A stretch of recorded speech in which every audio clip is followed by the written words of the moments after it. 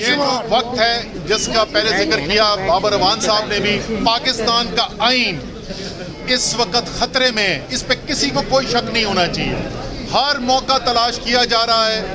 پہلے قوانین کی خلاف ورزی کی گئی اور قانون کے دھجیاں اڑا کر ایسا رویہ اختیار کیا گیا. اس طریقے سے جبر زبردستی زور سے لوگوں کو آواز دبانے کی کوشش کی, ان کو اٹھایا گیا, تشدد کیا گیا, بند کیا گیا, اور اب براہ راست آئین کو چیلنج کیا جا رہا ہے.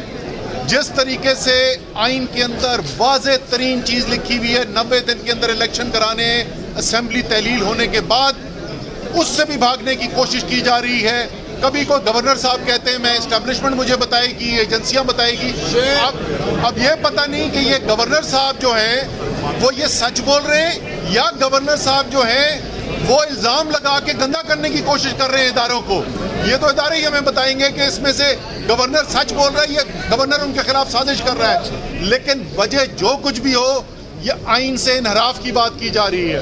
اور مجھے بڑی خوشی ہے, میری پٹیشن جو لاہور ہائی کورٹ میں پرسوں جس کی سماعت ہوئی تھی اور جمعے کو دوبارہ وہ لگا ہوا ہے کیس, جس کے اندر 2 ٹوک الفاظ میں آرڈر کے اندر لکھ دیا گیا ہے کہ الیکشن 90 دن کے اندر ہی کرانا ہے.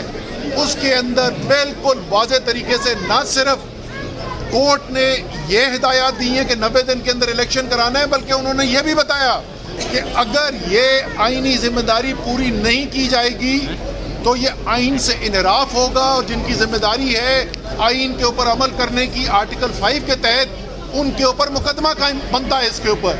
انشاءاللہ تعالی جیسے پہلے کہا گیا ہے, کامیابی جیت پاکستان کی آئین کی, پاکستان کی جمہوریت کی, پاکستان کی عوام کی ہونے والی ہے.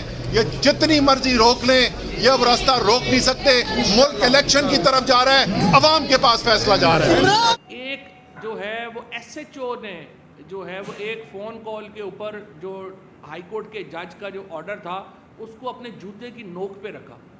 یہ جب ہو جاتا ہے نا, جب عدالتیں اپنے فیصلے اور پھر بعد میں بدل جاتے ہیں کہ نہیں ہو گیا اب ہم کیا کریں, وہاں پہ جوڈیشری کو بہت احتیاط کرنی چاہیے.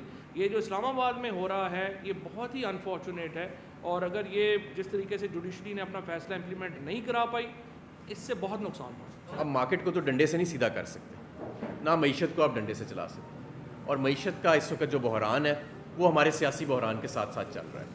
تو آئین اور قانون کی بالادستی اور پرامن انتخابات, پرامن انتقال اقتدار, یہی واحد راستہ ہے پاکستان کی اسٹیبلٹی کے لیے اور معیشت کی اسٹیبلٹی کے لیے. میں آپ کو ایک بات بتاتا چلوں, میں نے آج سے 3 ماہ پہلے آپ سب لوگوں کے سامنے کہا تھا کہ 3 ماہ کے بعد صرف ایک ٹاپک ہی ڈسکس ہو رہا ہوگا اور وہ معیشت ہے.